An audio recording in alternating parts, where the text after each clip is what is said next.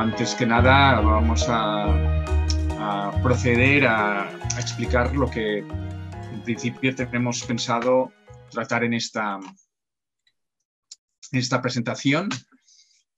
Aquí tengo un pequeño esquema de los puntos principales, 8 puntos, para que quede claro, porque hay muchos aspectos a tratar. En algunos casos paso de puntillas, otros porque se sabe ya lo que es el karst, algunas características asociadas a lo que es la vida en estas condiciones. De hecho, el otro día ya Albert Senda nos explicó algunas cosas que son perfectamente asimilables al caso de las plantas, aunque ciertamente no hay tantos estudios como vamos a ver debido a que no hay tanta diversidad, no es un grupo tan atractivo, aunque tiene su singularidad y su valor, como vamos a ver a continuación. Después de estos aspectos introductorios, voy a intentar delimitar qué grupos vamos a tratar, que en mi caso van a ser plantas, reino plantas, musgos, hepáticas, es decir, briófitos, helechos y fanerógamas. Veremos que hay otro grupo de organismos fotoautótrofos que quedan de lado, aunque han sido objeto de algunos estudios. 4 nociones en el punto tercero sobre documentación, aspectos históricos de este tipo de estudios aquí, península ibérica, pero también en Canarias. ¿Por qué son importantes las cavidades como refugio para plantas? Como también lo son para fauna, evidentemente. Algunos ejemplos, 4 pinceladas de las plantas que pueden vivir en cavidades. Vamos a ver algunas que ha sido interesante, para mí ha sido agradable, ¿no? Ya las conocía, pero ha sido interesante profundizar sobre algunas plantas que están reputadas como troglófilas, ¿no? Aunque también en otras sesiones anteriores he discutido mucho sobre este aspecto, y más todavía en plantas, cuando el factor limitante es la luz. Creo que es importante que seamos conscientes de la importancia de la conservación de la biodiversidad asociada a las cavidades, no solo a las plantas, sino a la fauna. Dado que mucha gente no va a poder asistir a las prácticas de campo, he querido poner un par de diapositivas en las cuales explicar los principales aspectos relacionados con el muestreo y el estudio de estas plantas, que no es particularmente complejo, pero bueno, requiere su metodología y unas reflexiones finales. ¿De acuerdo? Venga, vamos a empezar. Bueno, una fotografía para ilustrar lo que es las áreas kársticas. Además, bueno, yo nací en Mallorca y de hecho empecé un curso de espeleología muy jovencito, en los años 80, de la mano de un grupo excursionista, el grupo excursionista de Mallorca, y que también espeleólogos, algunos de los cuales me parece que están aquí presentes en esta charla.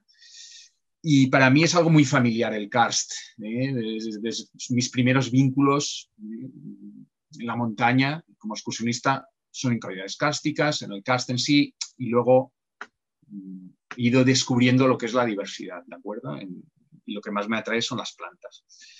Ya hemos visto en algunos aspectos introductorios de este curso la importancia de las cavidades kársticas. Fijaros, aproximadamente el 20% de la superficie terrestre no marina corresponden a este tipo de substrato, y como veis aquí, la compleja topografía, todos estos aspectos relacionados, como veis aquí, heterogeneidad ambiental, microclimas, microrefugios, el papel como refugios de estas cavidades es importante, pues hace que sean importantes en el mantenimiento de la biodiversidad a nivel mundial.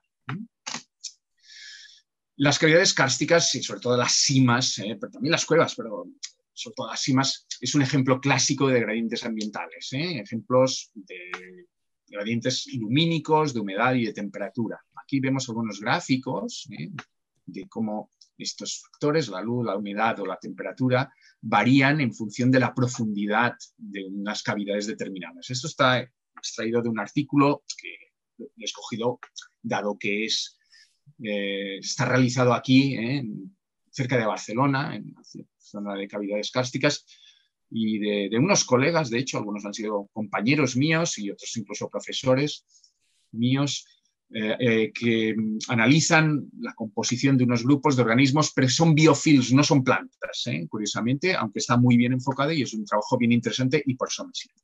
Uno de estas cavidades es la Vine de Puigmoltó, en la cual estos autores, en este artículo publicado en Nova Vigia, pues explican estas zonas que ellos reconocen, que también son reconocidas en otros artículos, en otras zonas geográficas, en nivel de entrada, nivel intermedio de transición, nivel profundo, en función sobre todo de la extinción de la luz y cómo esto determina, puede ser causante para explicar la presencia o la ausencia de ciertos grupos.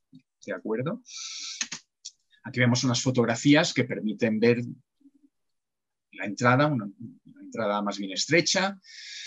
Y como dije, estos autores lo que hicieron fue estudiar los biofilms. Ahora explicaré qué son exactamente. Pero ya vemos un grupo de plantas, que es los que yo voy a hablar, que son las más visibles porque son plantas del reino plantas, es decir, helechos, fanerogamas, pero también briófitos, como, por ejemplo, aquí vemos dos helechos, Polypodium gambicum y Asplenium trichomanes.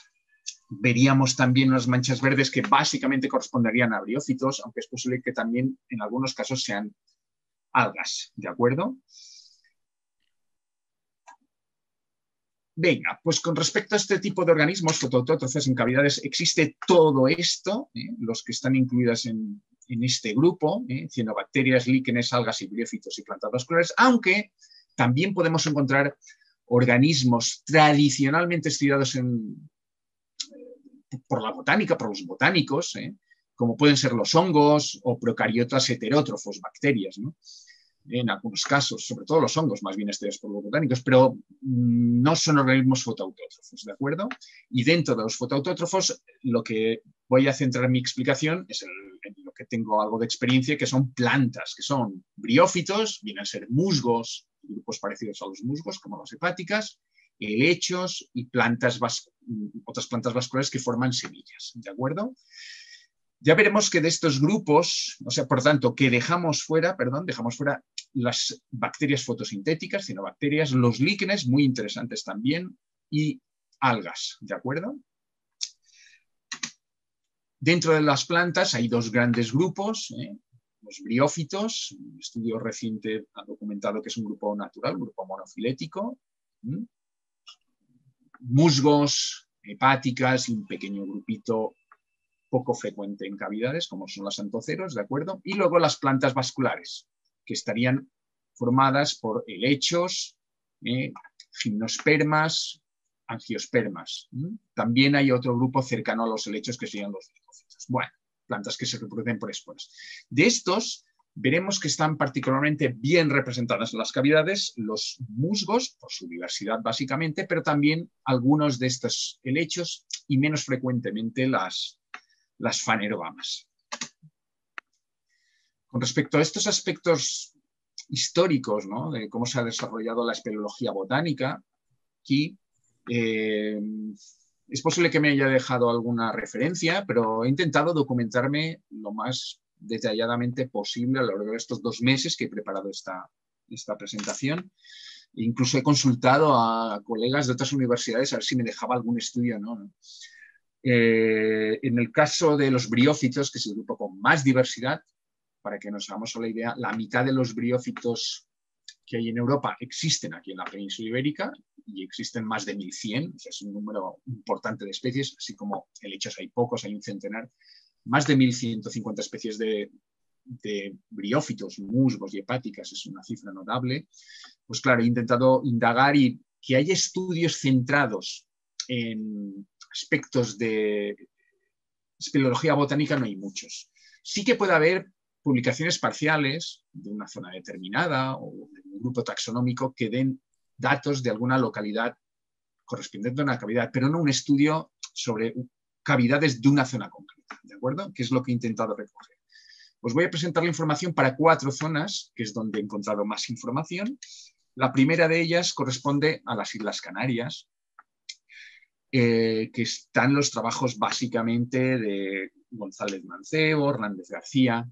Fijaros que estos trabajos están publicados aproximadamente entre el 89 y el 95, es una característica general de este tipo de estudios, y ya empiezan a estudiar cómo se distribuye la diversidad y la composición de las plantas que colonizan tanto a la entrada como a la zona interior de estas simas que son de origen volcánico, son kársticas evidentemente, ¿de acuerdo?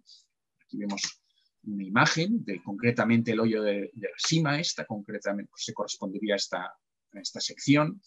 Y fijaros que ya estos autores ponen de manifiesto que la composición de algunos de estos briófitos que existen aquí, fijaros, pues ya se ajusta a lo que correspondería fuera de esta cavidad a laurisilvas. Por tanto, ejercen estas cavidades como un papel de refugio en condiciones de humedad a lo que correspondería a ambientes forestales muy húmedos que no serían los que habría justamente en el exterior, que pueden ser pinares de pino canario incluso. Por tanto, esto es interesante.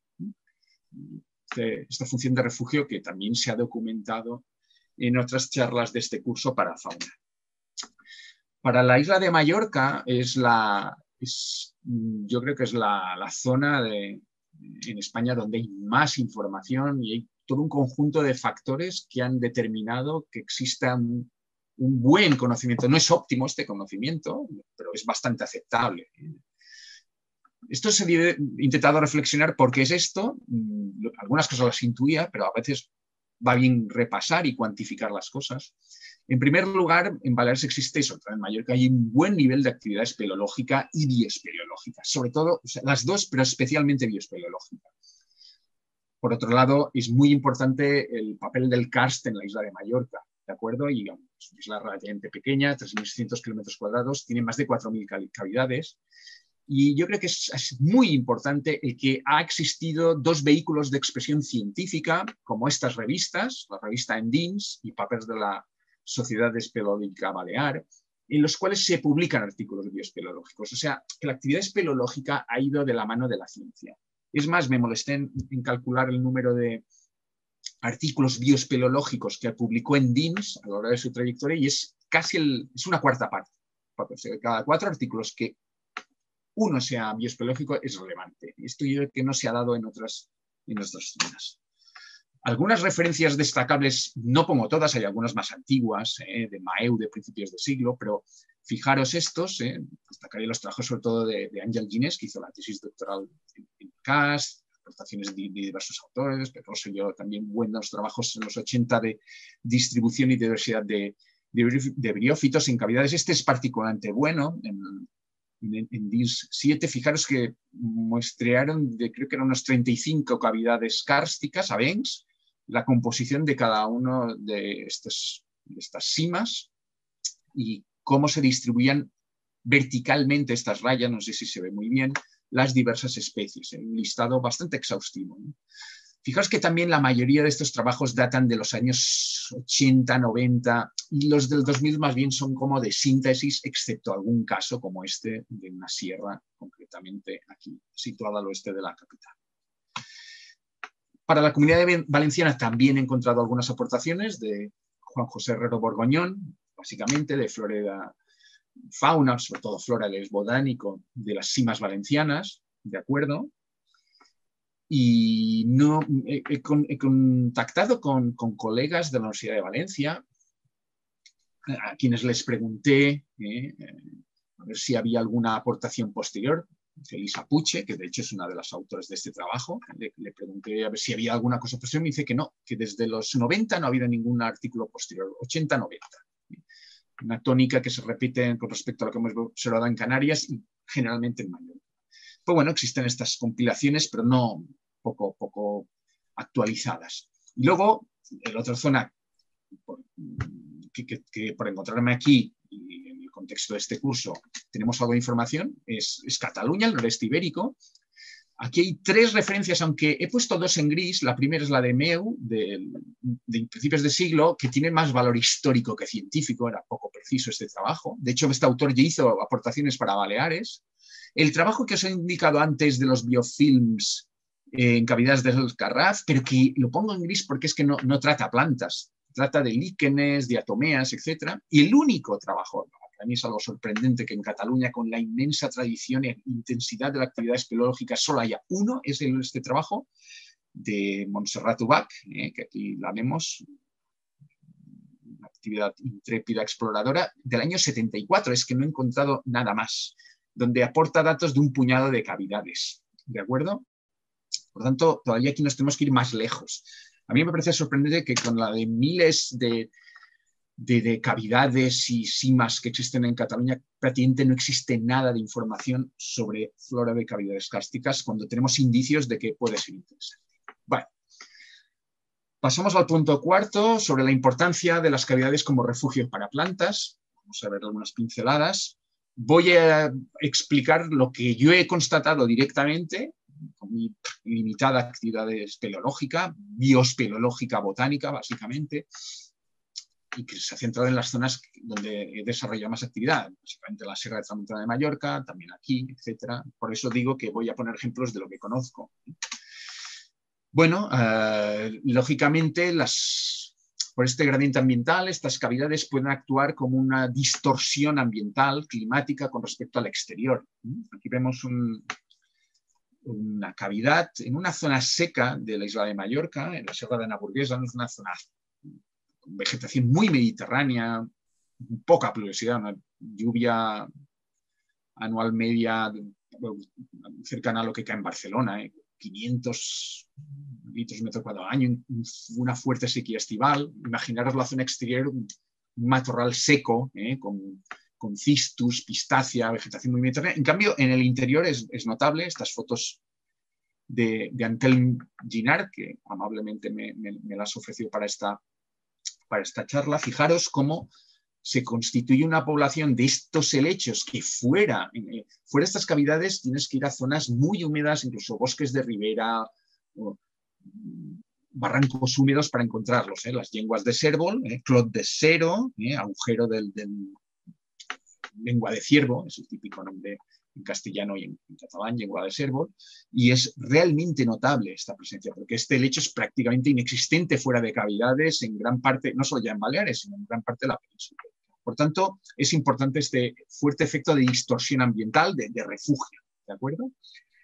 No obstante, las cavidades que quizás pueden ser más interesantes desde el punto de vista botánico, no son estas cuevas. Aquí vemos una foto espectacular de la Avenida de Son Pou, muy conocido, desde el punto de vista incluso casi turístico o excursionista, también en Mallorca. Pues no son este tipo de cavidades, sino serían lo que se conoce como simas o cavidades nivokársticas. Hay muchos trabajos de Ángel y Joaquín Ginés que documentan todo esto muy bien, y interesantísimos trabajos, y que se definen por estas cuatro o cinco características. Son poco profundas, una veintena de metros. La sección suele ser más o menos circular y constante a lo largo de la sima. Fijaros estos cortes. La boca tiene unas dimensiones bastante parecidas al fondo. Las ranuras verticales de disolución son muy características, que recorren las paredes de la sima, y es habitual que se acumule nieve en el fondo. Este tipo de cavidades no es que sea endémico de Mallorca, existen en otras zonas, incluso en el norte de África, pero hay una buena documentación con respecto a este tipo de simas en la Sierra de Tramuntana de Mallorca. Aquí vemos algunas imágenes bien representativas de este tipo de cavidades. Aven de Massanella, segunda montaña más alta de Mallorca. Seguro, si alguien ha subido, es que seguro que habrá visto esta cueva, porque esta sima, porque está la boca a pocos metros de la cumbre de la montaña, que es muy visitada, ¿de acuerdo? Fijaros, una anchura parecida, bueno, se corresponde a los cortes que hemos visto antes, las ranuras de disolución muy características de estas cosas. Esto está bien representado en la zona alta de la Sierra de Tramuntana. Aquí vemos una zona kárstica en otro pico montañoso de la alta montaña de la Sierra de Tramuntana, el pico de Puigmayor. De hecho, las fotos anteriores estaban justo en la cumbre de este pico, es el pico de Massanella, el segundo más alto del archipiélago. Y aquí vemos un conjunto, una zona con un modelado kárstico intenso, pináculos, dolinas. Aquí hay cavidades. De hecho, de estas cuatro que vemos, 1, 2, 3, 4, esta y esta acaban en cavidades más o menos anchas nivokársticas. Esta es una dolina la de la derecha es bastante llamativa también. Por tanto, es un modelado que da mucha variabilidad. Es esa heterogeneidad ambiental que decía en la diapositiva de introducción, lo cual es muy interesante desde el punto de vista de la biodiversidad. Y bueno, pues vemos esta cavidad, para que os hagáis a la idea, es esta desde otro ángulo y en un día más nubloso, nublado. Como podemos ver, es una zona rocosa, de aspecto más bien árido en verano, pero que presenta este aspecto en su boca, en los cuales se pueden incluso refugiar ciertas especies arbóreas, caducifolias o perennifolias de montaña, como los tejos, por ejemplo. Y cuando empiezas a entrar en la zona, en la boca de entrada en la zona de transición, estas cavidades, no es la anterior, es otra, pero muy cercana, pues presentan una composición de plantas que es llamativa, ¿no? Porque aquí podemos ver fanerógamas, musgos, incluso helechos, que más bien serían propios de bosques riparios, de ríos, torrentes, lugares muy húmedos aquí en la península ibérica. ¿De acuerdo? Estos helechos son inexistentes en Baleares fuera de estos ambientes, con lo cual es este papel de refugio tan destacable que se mantiene, que proporciona estas cavidades, que hace que se mantengan estos elementos que anteriormente debían encontrarse en la superficie, que actualmente, lógicamente, por aquí no pueden vivir, pero funciona como una zona de refugio para este conjunto de vegetación briofítica, lechos y algunas fanerógamas. ¿De acuerdo? Por tanto, es interesante estudiar esto.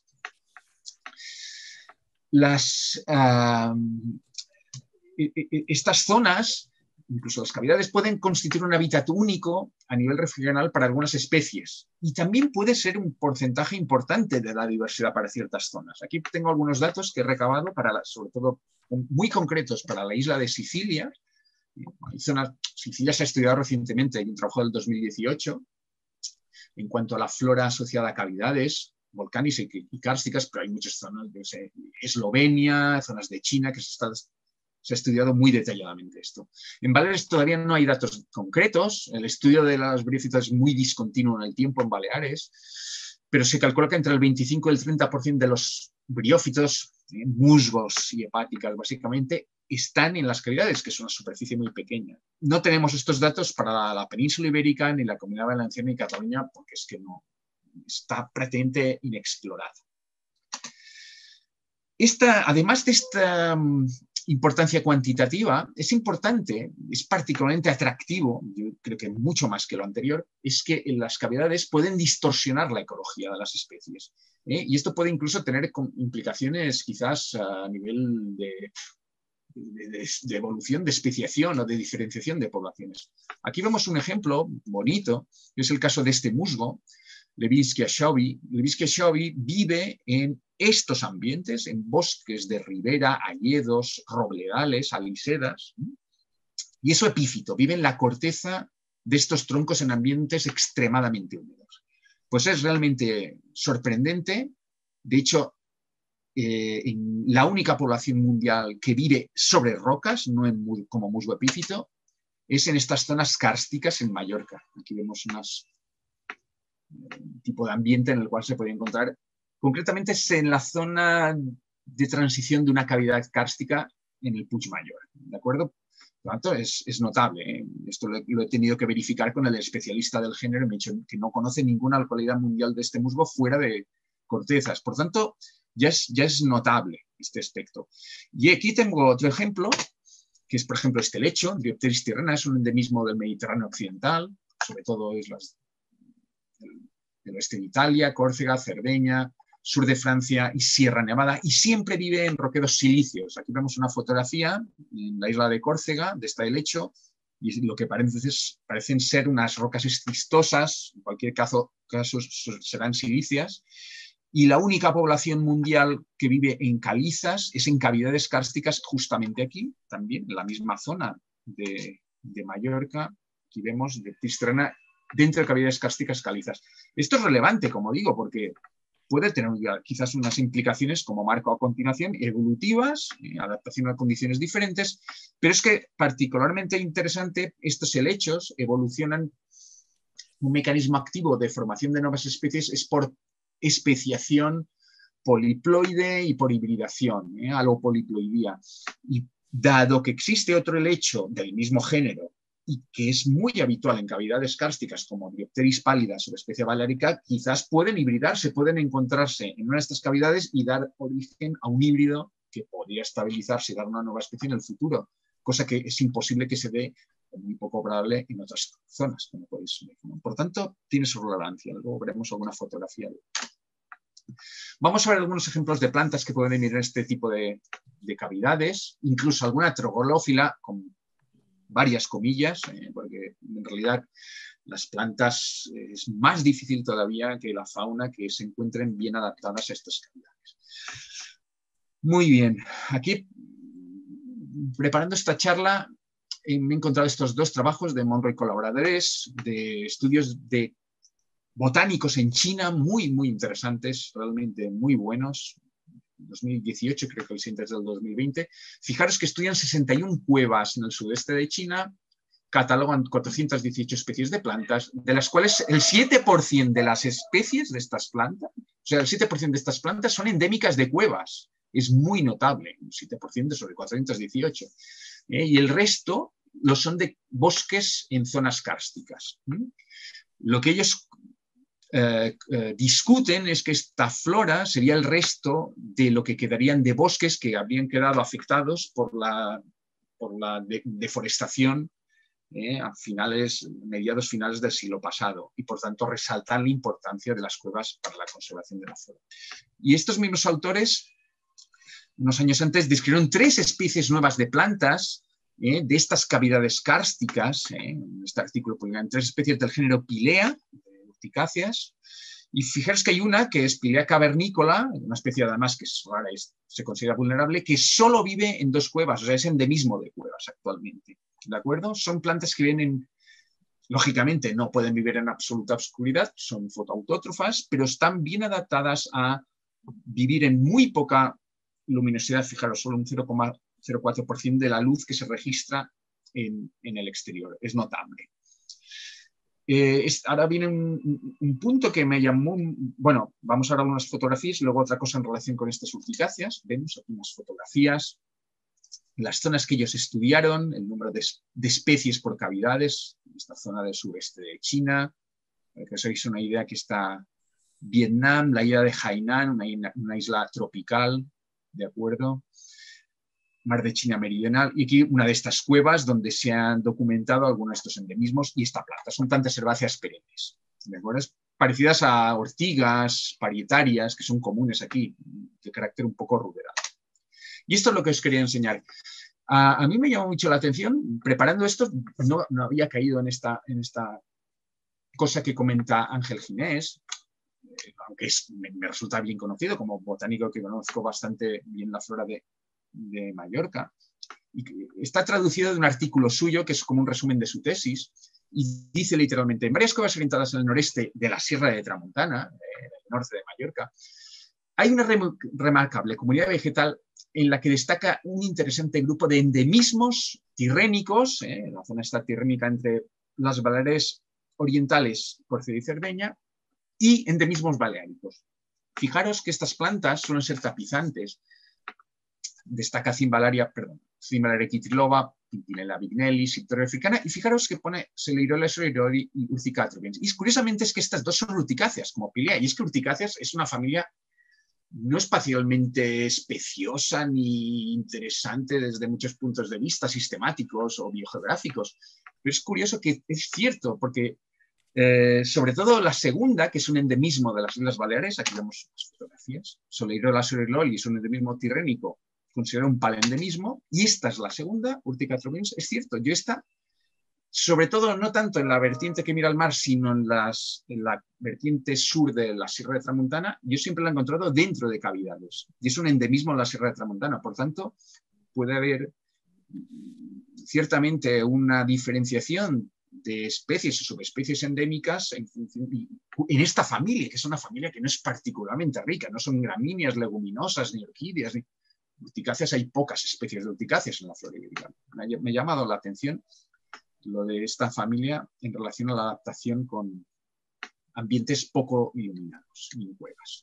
Bueno, pues también es relevante. Vale, aquí vemos el fondo de una de estas cavidades nivokársticas en el macizo del Puigmayor. Para que os hagáis la idea, esta superficie ocupa menos de 2 metros cuadrados, o sea, hace poco más de 1 metro de ancho esta zona, de aquí a aquí. ¿de acuerdo? Y fijaros, voy a marcar los nombres científicos de las plantas, en blanco los que no serían endémicos y en amarillo los que son endémicos de Baleares. Fijaros, ya vemos 4 lechos, Polystichum setiferum, es una planta que requiere ambientes muy húmedos, Diopteris tirrena, ese que os he dicho que siempre vive en lugares silíceos, menos justo en estos, aquí en Mallorca, la única población en calizas, un helecho muy común, los tricomanes, y el endemismo Diopteris pálida balearica. O sea, que convivan este endemismo de Mallorca con este otro mediterráneo es interesante, podría originar a la larga quizás un nuevo taxon. Pero también vemos algunas fanerógamas, vemos Arenaria balearica, una cariofilácea, que es estas manchitas blancas, como veis, está en flor en este momento, y tapiza todo este fondo de las cavidades y de algunas cuevas, bueno, endemismo tirrénico. Y Viola giobertiana, que esta sí que es endemismo de Mallorca, es una violeta que vive solo en este fondo de cavidades o en barrancos kársticos. Es relevante, fijaros, que en menos de 2 metros cuadrados se encuentre este tipo de ambientes. Ejemplos de lechos y también de musgos que no tenemos que confundir como lechos que vienen en cavidades, pues estaría la lengua de ciervo, yengo de cérvol en catalá, Asplenium scolopendrium, como he dicho, antes lo habíamos visto en unas fotos en unas cavidades en una zona más seca de Mallorca, esas fotografías de la zona de Naburguesa, pues es una planta típica refugiada en este tipo de ambientes y en los cuales es muy habitual que en estas cavidades, sobre todo las nivocársticas, haya una comunidad de helechos más o menos densa con un importante desarrollo de musgos, como el género Plagenium que vemos aquí. Pero de plantas troglófilas, la más llamativa sin duda es esta, Schistostega pennata. Es un musgo realmente fascinante. Nos sirve para desconectar un poco de esta visión tan Cataluña-Baleares. De hecho, está en la península ibérica, pero en la zona cantábrica, Galicia incluso. Es una planta de ambientes muy húmedos. Musgo luminiscente, oro de duende, oro de dragón. Fijaros qué nombres más llamativos, ¿no? Puede incluso colonizar cuevas artificiales, antiguas minas, y es una especie amenazada en España, realmente es rara. Digo, requiere ambientes muy húmedos. Y según esta autora, ningún musgo parece ser más venerado por cultura celta, culturas de otros países, como vamos a ver a continuación, como es el Japón. Este musgo, tan llamativo, ha sido objeto de un monumento en Hokkaido, tal y como vemos en esta referencia, que más abajo va a salir completa. Se ha escrito una obra sobre este musgo luminiscente, el oro de duende, el oro de dragón, que se basa en un libro, como veis aquí, veis la portada del libro, del musgo luminiscente, y en tiempos más recientes hay otros indicios de la veneración un poco más peculiares, como en un juego de ordenador de Pokémon, he visto que es un objeto potenciador, una cosa que encontré hace... Esto es el dibujito del musgo. Bueno, no está tan mal, la verdad, como vais a ver a continuación. Y más recientemente he encontrado alguna prenda interior, concretamente unos tangas que se llaman musgo luminoso, que por 30 euros los puedes adquirir. Pues es curioso, todo esto es japonés, es una cosa realmente llamativa lo de este musgo como causa este atractivo, ¿no? Esta veneración. Pero ¿qué tiene este musgo? Me ha costado encontrar fotografías para documentar bien esto, aunque incluso hay vídeos en YouTube. Vais a ver ahora cómo se observa. Esto es en el interior de una cavidad. Buena fotografía de Schistostega pennata, que no es bien la parte desarrollada del musgo, sino la parte joven del musgo. Se llama protonema desde el punto de vista botánico. Pues este protonema recubre las superficies y tiene este aspecto luminiscente. Vemos aquí algunas fotografías. Esto es una cueva en Galicia, fijaros. Es brillante, este es el fondo de una cavidad y se ve así. Bueno, cuesta un poco hacerse la idea. ¿Cómo funciona este mecanismo de la luminiscencia? Bueno, lo que pasa es que tiene unas células cuya pared está bombada, está curvada, y lo que permite es que se enfoque la luz al interior y en el fondo de la célula están los cloroplastos que se concentran en la zona donde incide más luz. Luego existe, pues, refleja la luz. Es un efecto ojo de gato en la oscuridad, digamos, ¿no? No es que tenga luminiscencia, sino que refleja directamente hacia donde está el rayo de luz y a donde puede presentarse el observador, ¿no? Si a alguien le interesa, es muy interesante este musgo. dado que estas células, estos protonemas, no solo tienen esto, sino que son capaces de ellas mismas generar el suelo, el substrato en el que viven.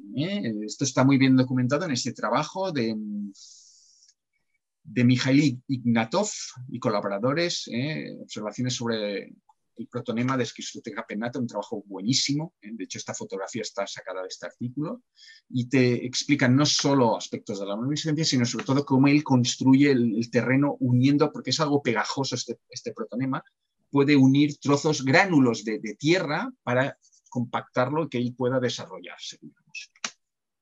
Esto de la luminiscencia se da en otros musgos, y en otras hepáticas, esta que vive en China, o esta australiana que es del mismo orden taxonómico, que es una cercana a Schistoteca pennata.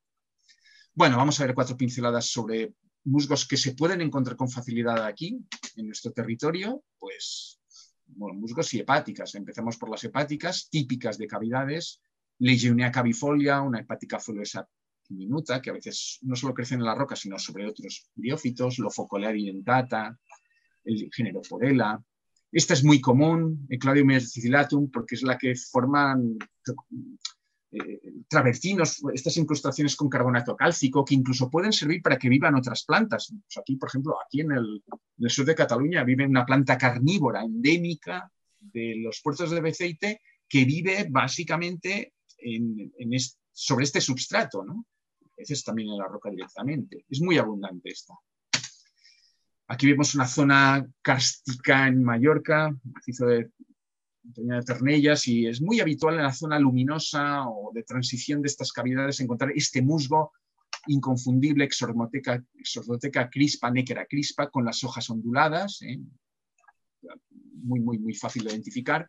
Y este es el musgo que está documentado, yo creo que en Europa, que vive a más profundidad y con menos luminosidad, Thamnobrium alopecurum. Fijaros que estos autores italianos han documentado que puede vivir en una fracción sobre 2.875, que sería o sea, una fracción sobre esto es lo que se registraría con respecto al exterior, la intensidad de luz externa, o sea, una fracción realmente muy escasa, casi oscuridad. Esta fotografía, lógicamente, está tomada con flash en el fondo de una zona prácticamente con poquísima luz. Pues es una de las que está documentadas que puede bajar a más profundidad. Bueno, vamos acabando. Aspectos relacionados con la conservación en las cavidades. Ya los trabajos de los autores que estudiaron estas cuevas en China, aquí como veis, ya ponen de manifiesto que la mitad de estas cuevas de zonas subtropicales chinas de poco acceso ya sufren indicios de perturbación humana, pero ya la propia actividad espeleológica, las exploraciones ya causan un impacto difícil de corregir. Aquí vemos unas instalaciones directamente en una zona pues, donde se ha instalado,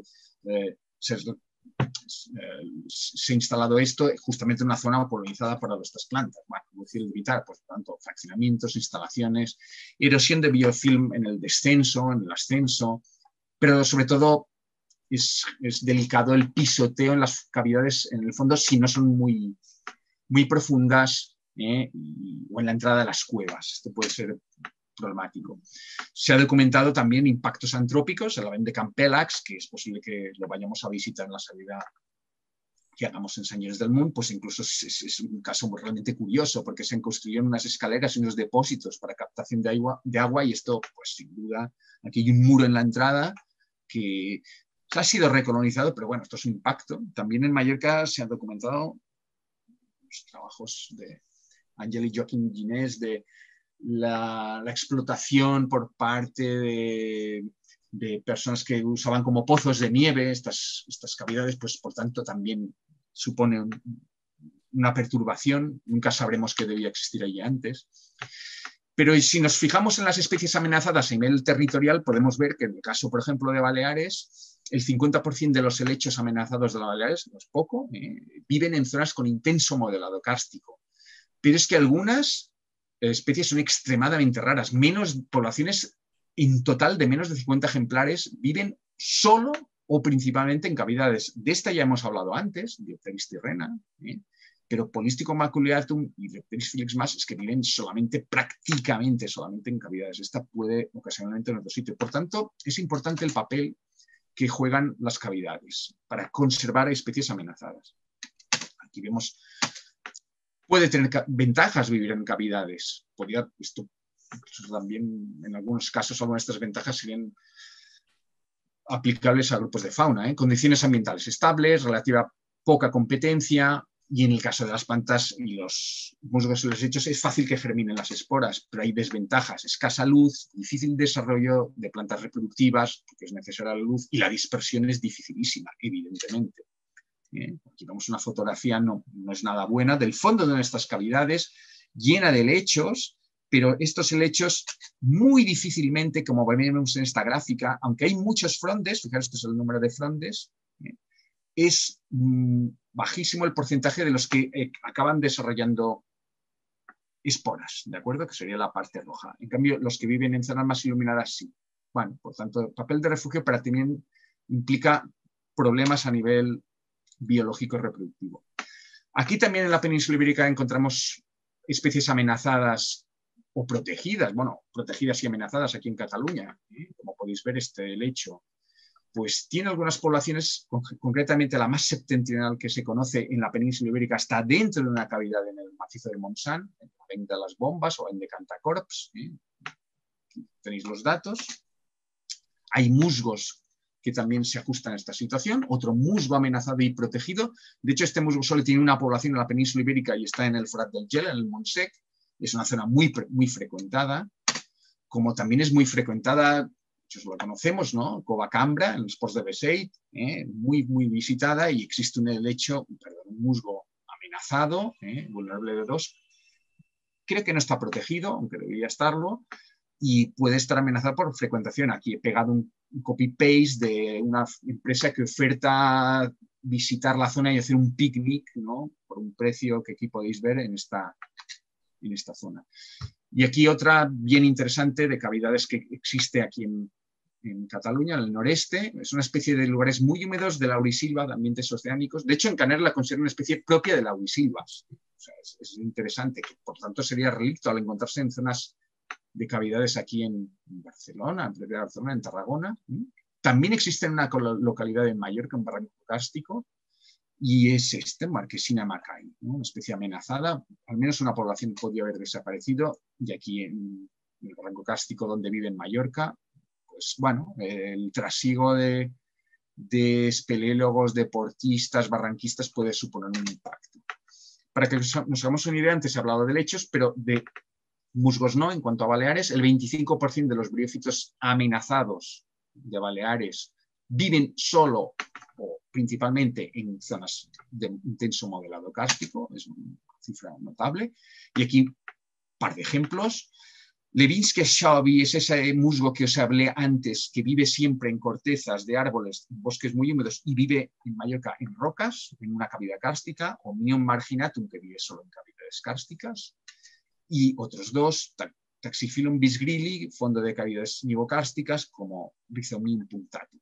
Son especies extremadamente raras, un vestigio de ambientes húmedos forestales en Mallorca.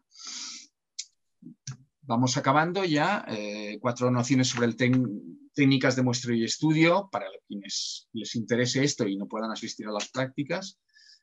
La recolección en cuanto a los helechos no es particularmente problemática. Siempre es conveniente si cogemos muestras que tengan esporas, porque es un elemento muy útil para identificar las muestras, ¿de acuerdo?